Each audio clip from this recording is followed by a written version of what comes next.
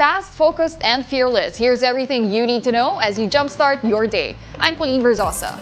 The Philippine delegation is all set for the gathering of leaders and experts in the field of security in Singapore. But before delivering his keynote speech, President Bongbong Marcos will have an alignment meeting with the Singapore President and Prime Minister. And for more updates, we have Mobile Journal Julie Baiza on the line. Julie? Pauline, President Bongbong Marcos is set to deliver his keynote speech at the 21st edition of the International Institute for Strategic Studies Shangri-La Dialogue at 8 p.m. today. Marcos is the first Philippine president to deliver a keynote message for this Asia's premier defense forum. Pbbm vowed to articulate in his message the legal and geopolitical position of the Philippines on West Philippine Sea, as he cited its importance to international trade.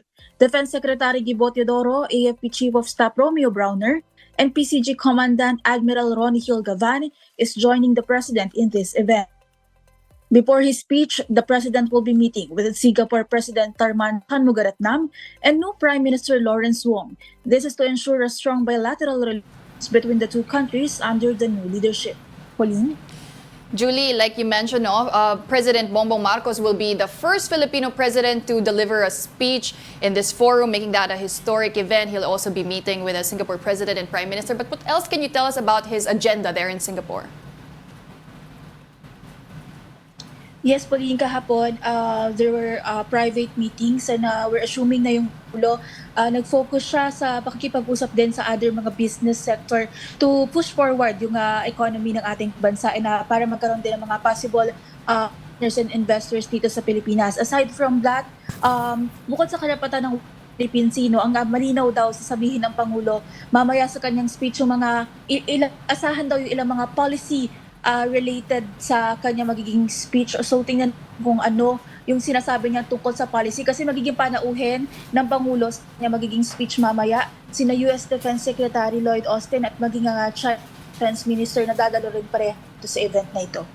Julie, may balita na rin ba kung makikipagkita si PBBM sa Filipino community dyan sa Singapore? Sa ngayon, wala schedule ng Pangulo yung pakikipagkita sa Filipino community kasi pagkatapos yung dumalo dito sa IIS Shangri-La Dialogue at pagkatapos ng mga bilateral meetings na nakalatag ngayong araw at yung uuwi na ng Pilipinas ang Pangulo. Alright, maraming salamat. That was Mobile Journal Julie Baiza. Former Solicitor General Florin Hilbay urged the Marcos administration to appoint an official point person for the West Philippine Sea. In an interview with A Big Story, Hilbay, who also led our arbitration case against China, said the president cannot be the point person for the West Philippine Sea matters because of his busy schedule. He said the president should appoint someone he can trust in making statements regarding our exclusive economic zone. It's easiest to make pronouncements when you don't have any skin in the game. Everyone who has an opinion on the West Philippine Sea will make those statements. But the reality is it's only the president who can make effective recommendations or actions. And he needs someone who is dedicated full-time to make those personal recommendations. Hilbay also expressed confidence about our case in holding China accountable for environmental damage in the West Philippine Sea. However, he said our government should look out for what he calls the devil in the details. The problem, however, or the devil is in the details, where to file, the timing of the filing, who's going to be in charge of the case, what will be the details of the arguments, are we going to ask for damages, are we going to add some other claims to the existing claims? That is something that you'll have to look at more in detail because, again, the big picture is that we have a very strong case given the facts of what China has been doing. Let's now take a quick look at today's other headlines. The Philippine peso continues to weaken against the US dollar. The Business World reported the peso closed at 58.63 against the greenback, its lowest level in 19 months. Business World also reports a strong US dollar as US Treasury yields surge and the Federal Reserve remain hawkish in its monetary policy. And on PhilStar, a House lawmaker suggests making annulment free if the divorce bill fails to pass the Senate. Iloilo Representative Janet Garin said this would make the method more accessible to less privileged Filipino couples. Senators remain divided over absolute divorce, with several of them keeping a conservative stance on the matter. Well, as mentioned, senators remain on opposite sides of the fence when it comes to divorce. Senate Minority Leader Coco Pimentel and Senator JV Ejercito spoke to Storycon about their thoughts on the measure. Tandaan natin na kung meron tayong divorce, it will still be a court proceeding. So kung ang problema mo yung gastos, ganon din yun. Unless the Supreme Court cooperates by revising the schedule of docket fees. Diba? So ayusin natin yan. At saka, pag masyadong madali ang grounds, irreconcilable differences, gravely abusive conduct, pwede rin magamit against women yan, ha? Pwede rin kawawa mga babae, ha? Dahil lalaki naman ang gusto mag-divorce. Napakadali. Let us Philippinize the concept of divorce. Huwag yung hiram tayo sa Amerika kasi parang lumalabas na pati no-fault divorce pwede na kasi ipapadaan nila dun sa irreconcilable differences. Yung mga gravely abusive conduct. So ayusin natin yung words natin. Let us look at the Philippine experience. Ano ba yung gusto nating i-address?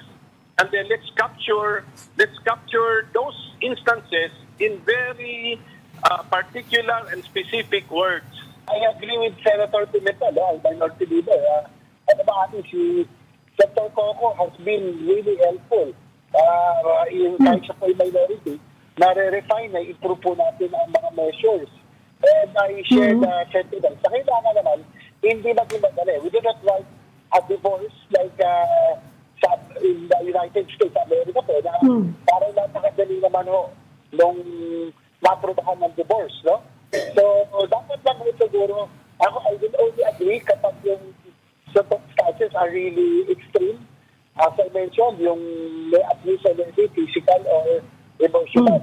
No? So, yun po yung mga dapat natin siguro tingnan with the House pressure to make sure that necessary safeguards are in place.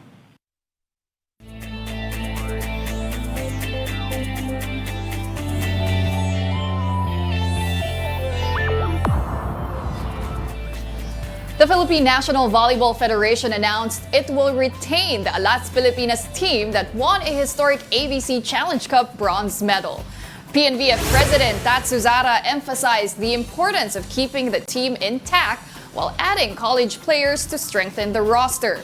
They plan to include collegiate stars such as Bella Belen, Alyssa Solomon, and Casey Dongallo to play alongside ABC Challenge Cup standouts Gia de Guzman and Angel Canino.